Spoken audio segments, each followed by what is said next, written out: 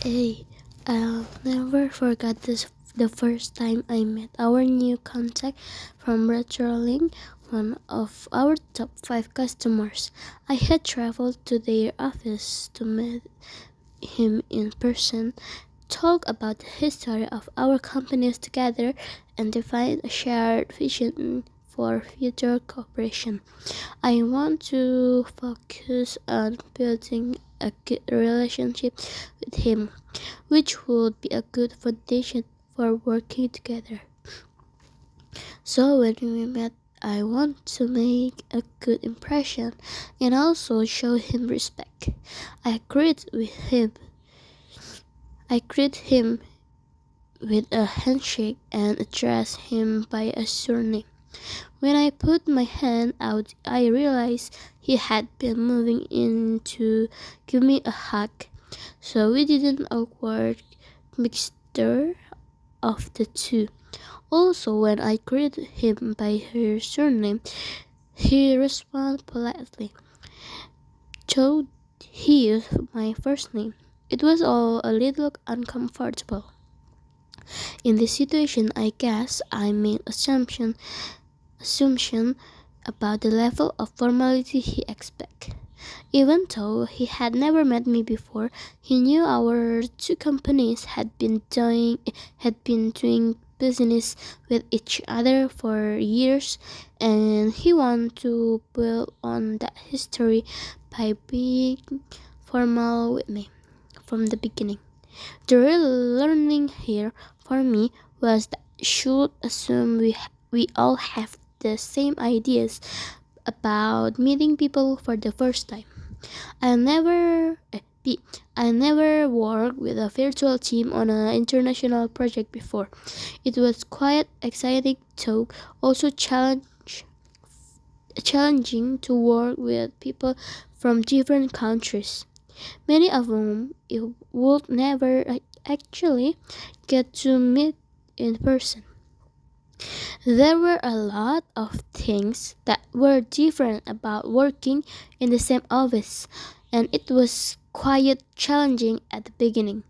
For example, there were different time zones, different IT system, and even different local regulation which impact on what each person was allowed to or able to do for the project.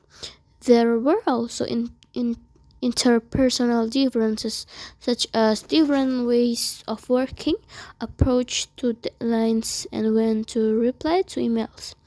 And we should forget the fact that English was the project language and that most people on the team had to work in the language, which wasn't their first.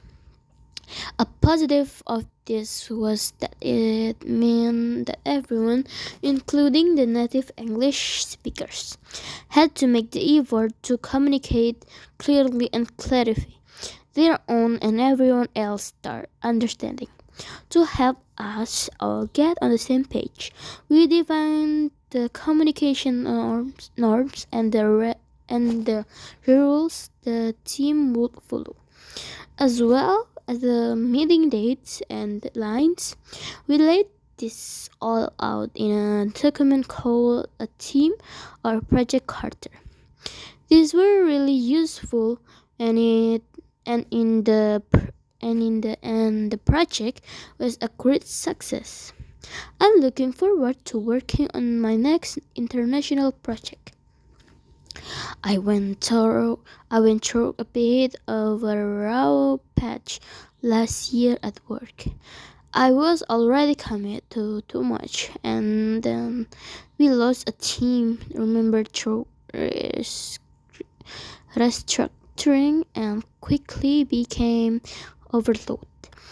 This led to me doing too much overtime and feeling very stressed. My boss was really helpful, and she pushed back against the unrealistic targets that had been set for our department. She also introduced me to the SMART approach to goal setting. It's an acronym: SMART, SMART.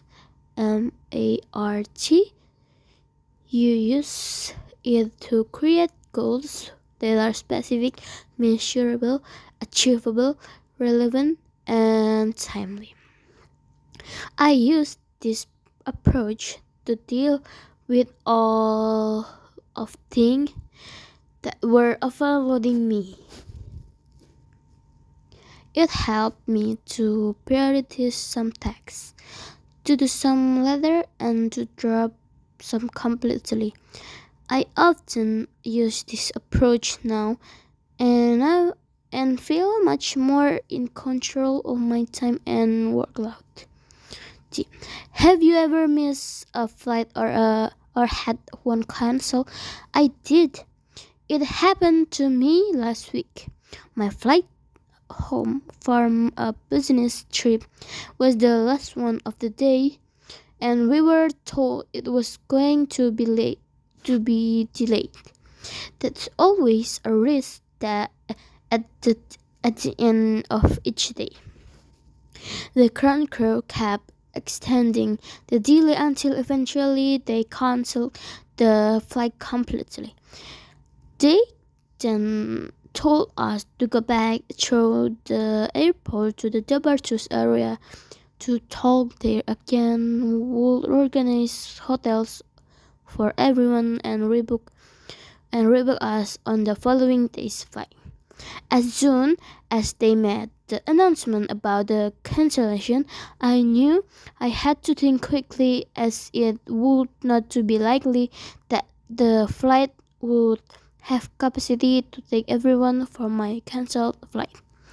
I hurried back through the airport and was one of the first to make it to the desk.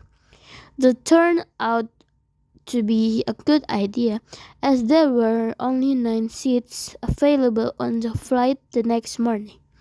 Everyone else had to fly to a different airport and then continue back to our destination airport in coach. Lucky me, right?